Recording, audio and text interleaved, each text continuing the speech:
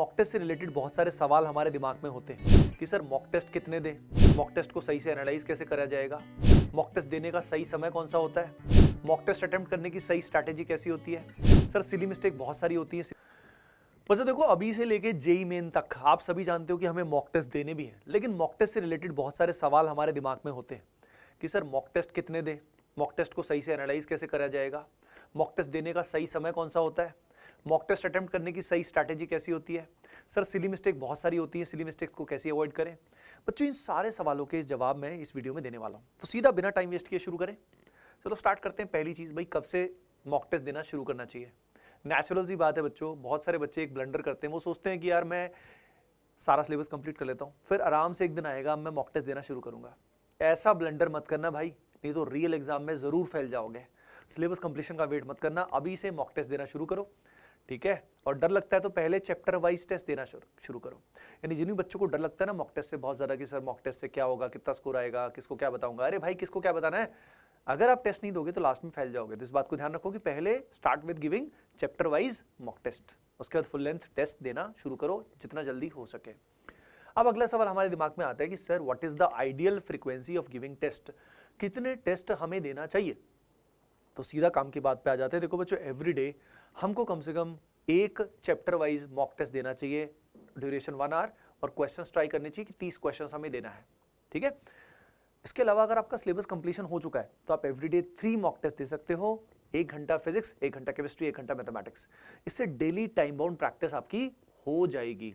अलग अलग देना चाहिए आपको, इसमें डिफरेंट चैप्टर्स स्ट्रेंथन हो जाएंगे, ठीक है। कई बच्चे सोचेंगे sir full length mock test ही दे दे, नहीं, फुल लेंथ टेस्ट अभी के लिए आपको एक एवरी वीक देना चाहिए, क्योंकि उसको ठीक से एनालाइज करना बहुत जरूरी है। अगर आप बहुत ज्यादा मॉक टेस्ट अभी से देना शुरू करोगे तो क्या होगा, आप you won't be able to analyse, और बहुत सारा स्टूडेंट्स ऐसे होते हैं इनका स्कोर जो है फिर वो स्टक हो जाता है, फिर वो इंप्रूव नहीं होता है। तो अभी वीकली एक टेस्ट दो, अच्छे से दो, फिर जब पेपर पास में आएगा बिल्कुल लास्ट के 5-7 दिन हम मॉक टेस्ट नहीं देंगे, लेकिन उससे पहले हम मॉक टेस्ट की फ्रीक्वेंसी को बढ़ा देंगे। हम 3-4 दिन में भी एक मॉक टेस्ट दे सकते हैं, फिर ऑलमोस्ट एवरी डे भी हम मॉक टेस्ट दे सकते हैं। समझ रहे हो क्या। लेकिन याद रखिए उतने ही मॉक टेस्ट दें जितने आप ठीक से एनालाइज कर पाए। अब उसके बाद वैसे तो हमें पता ही है कि मॉक टेस्ट देना बेनिफिशियल होता है, पर ऐसी कौन कौन सी चीजें हैं जो हमें मॉक टेस्ट देने से हमारे अंदर डेवलप हो जाएंगी।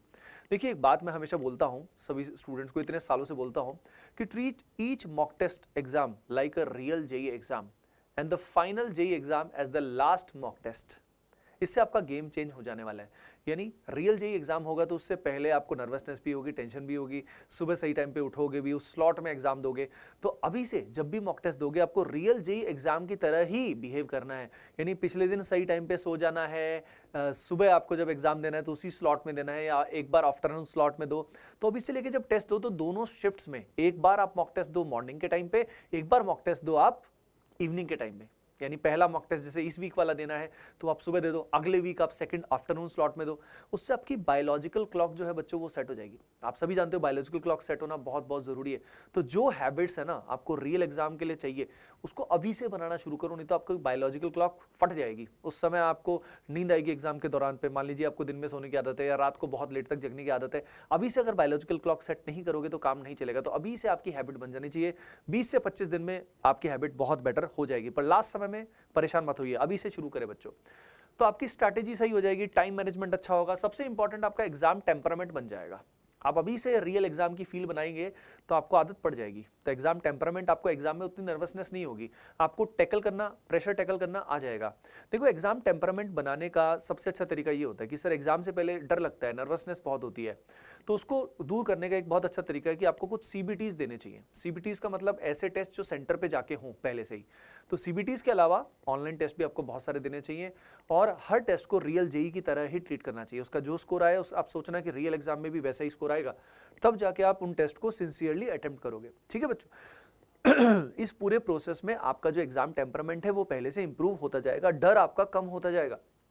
उसके अलावा इससे ऑब्वियसली आपकी प्रैक्टिस इंप्रूव होती है, प्रिपरेशन लेवल बढ़ता है, लेकिन सबसे इंपॉर्टेंट बात, आप अपनी मिस्टेक्स को समझ जाते हो पहले से ही।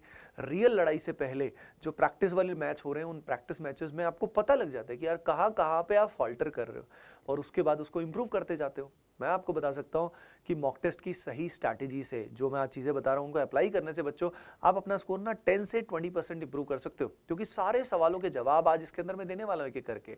अब इससे आगे चलते हैं कि भाई मॉक टेस्ट को अटेम्प्ट करने का बेस्ट स्ट्रैटेजी क्या होता है, what is the best strategy to attempt the mock test. तो बच्चों इसके वेरियस मेथड्स होते हैं, मैं आपको वो पर्टिकुलर 2 मेथड्स बता रहा हूँ जो मुझे सबसे ज़्यादा पसंद है। अभी आपको different strategy you can try applying, है ना। देखो मैं बल्कि 3 स्ट्रैटेजी आपको बताता हूँ। पहला स्ट्रैटेजी उन स्टूडेंट्स के लिए जिनकी तैयारी बहुत ही नेक्स्ट लेवल है, यानी which are aiming for 220 plus या 230 प्लस 250 प्लस। उन स्टूडेंट्स की अगर बात करें तो उनको तो बिल्कुल शुरू से starting from the first question they should start, right, क्योंकि they will be attempting almost all the paper, तो उनको बिल्कुल फर्स्ट क्वेश्चन से स्टार्ट करना चाहिए, focus on one question at a time and आगे बढ़ता जाना चाहिए फुल स्पीड से, ठीक है। लेकिन ये स्ट्रैटेजी जो है ये तभी अप्लाई होगी जब हमारी तैयारी बहुत ज़्यादा नेक्स्ट लेवल है, सारा सिलेबस हमने ऑलरेडी कर रखा है, रिवीजन हो रखी है, सब कुछ है। उन स्टूडेंट्स के लिए this is the best strategy. बाकी स्टूडेंट्स के लिए यानी हमारे जैसे स्टूडेंट्स जो हैं उन सब के लिए अगर हम बात करें तो बच्चों यहाँ पे यूज़ करना चाहिए हमें मल्टीपल राउंड मैथड, यानी एग्जाम को हमें मल्टीपल राउंड में सॉल्व करना चाहिए। अब मल्टीपल राउंड मेथड क्या है, तो इसके अंदर ऐसा फंडा होता है बच्चों, सबसे पहले जैसे कि इसमें 2 तरीके हैं मल्टीपल राउंड्स में। पहला तरीका ये है फिजिक्स केमिस्ट्री मैथमेटिक्स के जो भी इजीएस्ट क्वेश्चंस हैं, जितने भी इजीएस्ट क्वेश्चंस हैं उनको सबसे पहले राउंड में कंप्लीट करना है। सेकंड में फिर हमें मीडियम लेवल के क्वेश्चंस करने हैं। थर्ड में हमें टफेस्ट क्वेश्चंस को करना है। इससे क्या बेनिफिट होगा, एग्जाम के बाद कोई भी ऐसा क्वेश्चन नहीं छूटेगा जो आप कर सकते थे, तो पेपर को 3 राउंड में आप कर सकते हो। अब इसमें सबसे पहले उस पर्टिकुलर सेक्शन से स्टार्ट करिए, चैप्टर से सब्जेक्ट से स्टार्ट करिए जो आपको सबसे आसान लगता है, ठीक है। उसके अलावा आपको पहले से क्लियर भी होना चाहिए कि भाई यहाँ पे हमें उस सेक्शन में यानी उस चैप्टर उसके अंदर सब्जेक्ट के अंदर कौन से चैप्टर्स हमें सबसे पहले करने हैं। सेकंड इसका तरीका एक और होता है कि इसमें आप डिफरेंट सीक्वेंस आप ऐसा कर सकते हो कि पहले केमिस्ट्री पकड़ा आपने फॉर एग्जांपल, तो केमिस्ट्री के पहले सारे इजी कर लिए, फिर केमिस्ट्री के ही मॉडरेट कर लिए, फिर केमिस्ट्री के ही आपने टफ किए, राइट। ये सीक्वेंस भी आप फॉलो कर सकते हो। दोनों में से कोई ना कोई आपको पक्का सूट करेगा। इससे सबसे बड़ा बेनिफिट वही है कि पेपर के एंड में आपकी एफिशिएंसी मैक्सिमम होगी, कोई भी ऐसा क्वेश्चन नहीं छूटेगा और बाद में बोलोगे यार काश मैं कर लेता, अरे यार टाइम मिल जाता तो इसीलिए ये दोनों में से कोई ना कोई मेथड आपके लिए वर्क करेगा एंड बच्चों आपके स्कोर को सिग्निफिकेंटली बढ़ा सकता है। अब इसमें एक बहुत इंपॉर्टेंट टेक्निक मैं आपको बताना चाहता हूँ बच्चों, वो है first 30 minutes can change your game, जिसके अंदर इनिशियल एक्सेलरेशन मेथड जो है वो बहुत हेल्पफुल होता है, जिसके अंदर एक फंडा होता है। जैसे कि केमिस्ट्री और फिजिक्स में there are certain topics which are highly theoretical और जिनसे क्वेश्चन आता है तो लगभग सिमिलर टाइप का क्वेश्चन आता है। जैसे कि मैं एग्जांपल देता हूँ, जैसे कि केमिस्ट्री में अगर कोई क्वेश्चन आने वाला है फॉर एग्जांपल कोऑर्डिनेशन केमिस्ट्री से, तो कोऑर्डिनेशन से केमिस्ट्री से क्वेश्चन या तो आइसोमेरिज्म से आएगा या फॉर एग्जांपल हमारा जो क्वेश्चन आएगा वो आईपीएससी से आएगा या एमओटी वीबीटी से क्वेश्चन आएगा। तो उनकी अगर ट्रिक्स हमें पता है ऑलरेडी, या जैसे केमिकल बॉन्डिंग पता है अपने को, एमओटी से क्वेश्चन आ सकता है या शेप हाइब्रिडाइजेशन से आ सकता है, तो इनकी ट्रिक्स हमें ऑलरेडी पता होते हैं और कुछ चीज़ें याद करने वाली होती है।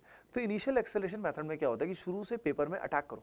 अगर शुरू में अटैक कर दिया और पहले 30 से 45 मिनट में आपने बहुत ही नंबर ऑफ क्वेश्चन ठीक ठाक सॉल्व कर लिए, जैसे जस्ट इमेजिन पहले 30 मिनट में अगर आपने 15 से 20 क्वेश्चन विद कॉन्फिडेंस सॉल्व कर लिए तो पेपर में आपने डोमिनेट कर दिया। जैसे होता ना, जैसे मैच होता है 20-20 का या 50 ओवर्स का मैच है, अगर पहले 10-15 ओवर में हमने बहुत अच्छा खेल लिया तो मजा आ जाता है। तो हमको डिफेंसिव नहीं रहना, हमको अटैकिंग रहना है, जिसके अंदर जो ईजीएस्ट क्वेश्चन है वो हमें पिक करने हैं, ठीक है। अब इसके अंदर मैंने आपको बताया कि वो पर्टिकुलर चैप्टर्स को आप पहले से डिसाइड कर सकते हो और पिछले दिन एग्जाम से पिछले दिन उन्हीं पर्टिकुलर चैप्टर्स को आप रिवाइज करके जाओगे और एग्जाम में सीधा उन पे हमला बोल दोगे कि यार मेरे को 20 क्वेश्चंस ना इन चैप्टर से करने, वो चैप्टर्स के क्वेश्चन पकड़े और उनको खट से सॉल्व कर लिया। समझ रहे हो क्या? ये मेथड एक सीक्रेट मेथड है और ये इसका यूज आप जरूर करिएगा बच्चों, ये बहुत आपके लिए हेल्पफुल होगा, बहुत हेल्पफुल होगा। समझ में आएगा ये method? Hoping that you got the matter. अगली चीज मैं आपको और बताना चाहता हूँ कि इस प्रोसेस में जब हम क्वेश्चंस को देखते हैं तो एक साथ पूरे पेपर को स्कैन करने की जरूरत नहीं है। पूरे पेपर को एक साथ स्कैन करोगे तो बहुत सारे थॉट्स दिमाग में आ जाएंगे, क्योंकि कुछ क्वेश्चन दिखने में भयावह लगते हैं, असल में होते नहीं। जब तक हम पढ़ेंगे नहीं तब तक हमारे दिमाग में कुछ भी आ जाएगा, हमें डर भी लगेगा, अरे यार ये चैप्टर तो मैंने किया नहीं था और ये क्वेश्चन आ गया। तो इसलिए पूरा पेपर एक साथ स्कैन ना करें, इससे क्या होता है बहुत सारा टाइम वेस्ट हो सकता है। एक बार में जैसे कि मान लीजिए केमिस्ट्री से स्टार्ट किया, 2-3 क्वेश्चन देखे, 4 क्वेश्चन देखे, उनमें जो भी क्वेश्चन आपको ईजीएस्ट लगा उसको कर लिया। अगले 2-3 क्वेश्चन देखे, जो भी आसान लगा वो कर लिया। अब अगला डाउट ये आता है कि sir how to identify easy, medium, tough कैसे आइडेंटिफाई करें? उसके लिए रेगुलर टाइम बाउंड प्रैक्टिस बहुत जरूरी है। ये मेथड जब रेगुलर आप चैप्टर वाइज टेस्ट देंगे बच्चों, उनमें अप्लाई करने की कोशिश करें। उसमें क्वेश्चन सिलेक्शन का एक अंदाजा आपको हो जाता है कि यार ये क्वेश्चन बिल्कुल डायरेक्ट है, ये बिल्कुल थ्योरेटिकल है, ये मैं तुरंत कर सकता हूँ, ठीक है। और मीडियम क्वेश्चन क्या है, थोड़ा एप्लीकेशन बेस्ड होता है, और टफेस्ट क्वेश्चन में तो ट्रिक भी हो सकती है या हो सकता है हमें नहीं आता हो। तो इस तरीके से ये जो मेथडोलॉजी है आपको लगातार चैप्टर वाइज टेस्ट में और फुल लेंथ टेस्ट में लगातार अप्लाई करनी होगी, तब जाके ही ये हैबिट आपकी बनेगी इजी क्वेश्चन, मीडियम या टफ को चुनने की।